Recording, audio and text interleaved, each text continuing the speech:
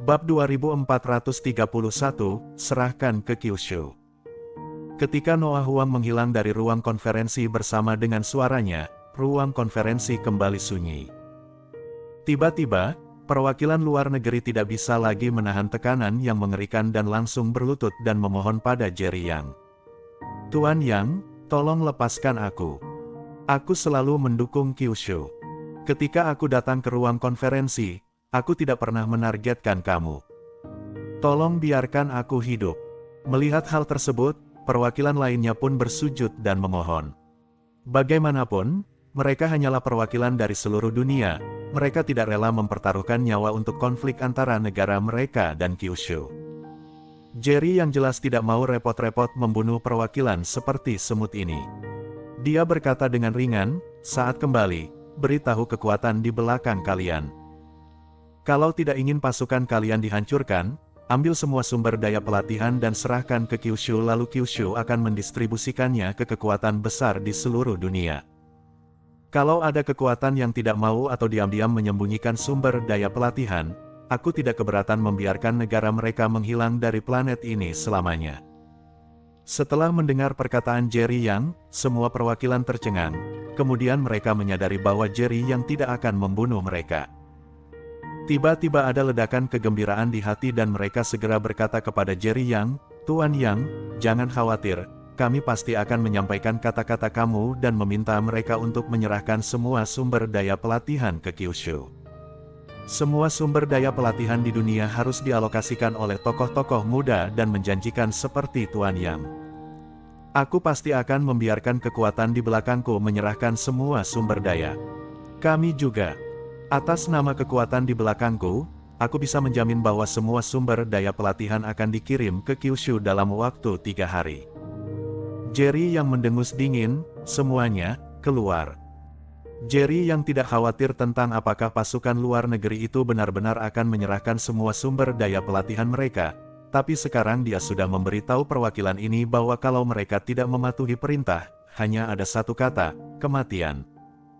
Ketika dia datang untuk menghadiri pertemuan tersebut, Jerry yang tidak berpikir untuk melakukan ini. Alhasil, dia melihat semua kekuatan luar negeri ini mengincar Kyushu, jadi dia tidak perlu berbelas kasihan kepada mereka. Saat ini, batas pemisah alam atas bela diri kuno akan segera ditembus. Begitu master itu tiba, konsekuensinya tidak terbayangkan. Jadi Jerry yang berpikir bahwa dia akan mengambil kesempatan ini untuk mendistribusikan semua sumber daya pelatihan kepada para seniman bela diri yang benar-benar bersedia menjadi pelindung dunia baru. Dia secara pribadi harus melawan master itu. Dia tidak punya waktu untuk menekan dunia baru, jadi dia hanya bisa membiarkan para seniman bela diri itu mendapatkan sumber daya untuk pelindung. Tentu saja, sekelompok perwakilan tidak akan memahami jerih payah Jerry Yang. Mereka langsung setuju dan itu hanya untuk bertahan hidup, tapi di dalam hati mereka diam-diam percaya bahwa Jerry yang sedang menindas mereka dan pasukan luar negeri dengan kekuatannya yang kuat.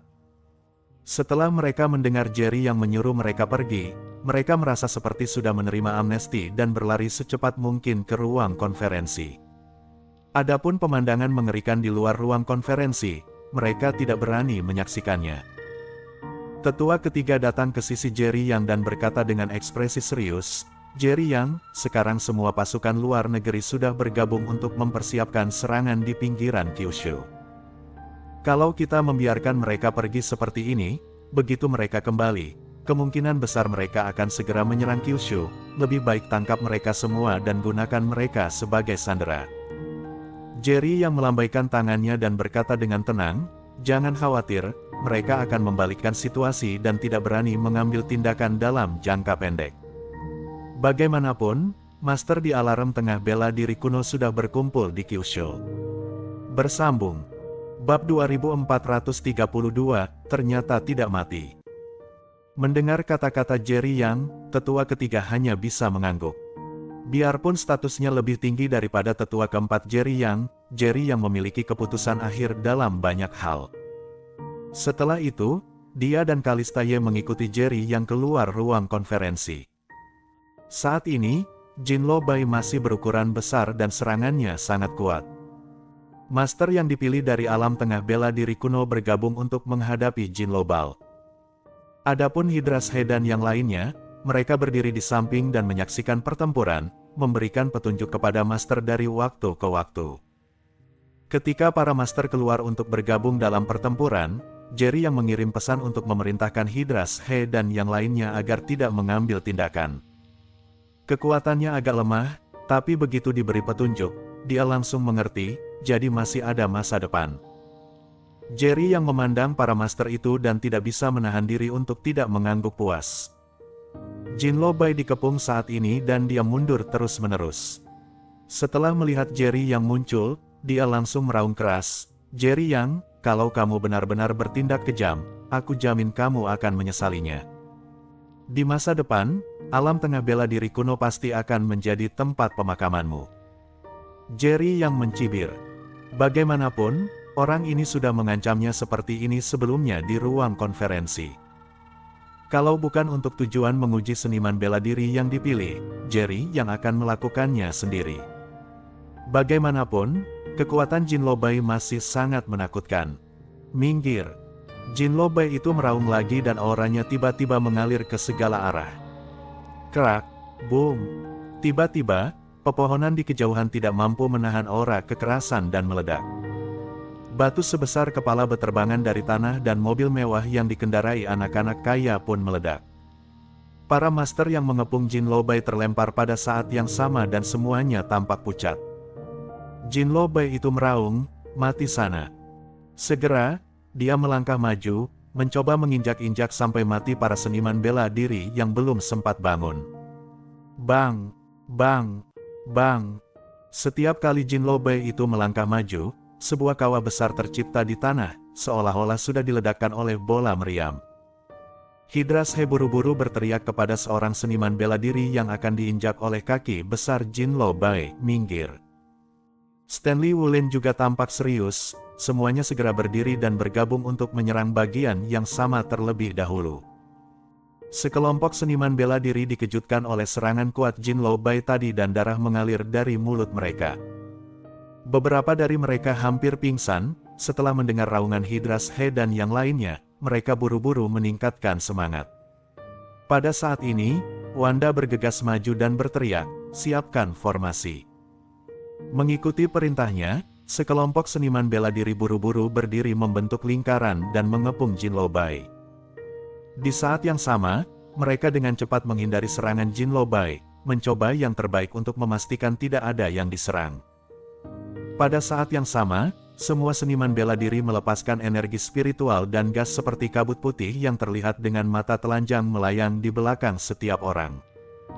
Saat mereka melakukan teknik yang sama, gas seperti kabut putih secara bertahap menjadi lebih tebal. "Bunuh!" Wanda berteriak lagi. Semua seniman bela diri melambaikan tangan mereka ke arah Jin Lo Bai pada saat yang bersamaan. Kerak! Pada saat ini, terdengar suara keras dan tajam di tanah di bawah kaki semua orang dan retakan berbentuk jaring laba-laba muncul di tanah di bawah kaki mereka. Gas seperti kabut putih di belakang mereka langsung membungkus Jin Lo Bai di dalamnya saat mereka melambaikan tangan. Dengan suara yang keras, Jin Lo Bai itu diguncang begitu tinggi hingga tubuhnya terbang ke udara dan tubuhnya diledakkan ke seluruh langit. Tapi, Jin Lo Bai yang menakutkan itu masih belum mati. Biarpun dia terluka parah, dia masih berdiri di tanah. Dan sekelompok seniman bela diri juga terguncang oleh kekuatan ledakan yang mengerikan, kaki mereka tenggelam ke tanah. Melihat Jin Lo Bai itu belum mati, Jerry yang tidak bisa menahan diri untuk tidak mengerutkan kening. Bersambung.